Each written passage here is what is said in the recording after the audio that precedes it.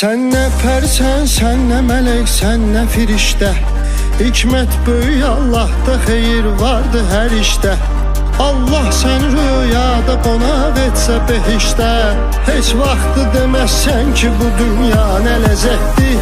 Heç vaxtı deməzsən ki bu dünya nə ləzzətdir.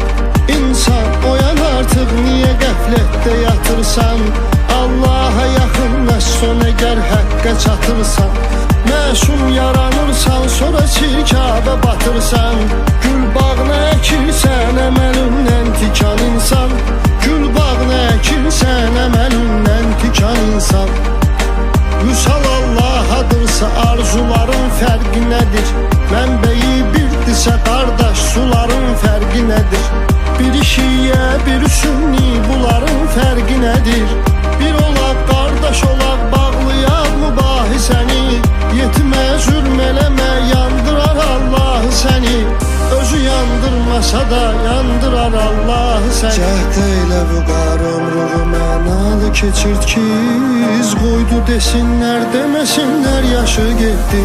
Cəhd elə vüqar ömrünü mənalı keçir ki, iz qoydu desinlər, deməsinlər yaşı getdi. Bədbəxtdir o aşıq ki, könül sildaşı getdi. Ömrün nədir mənası, ömür yoldaşı getdi. Bədbəxtdir o aşıq ki, könül sildaşı getdi. Ömrün nədir mənası, ömür yoldaşı getdi.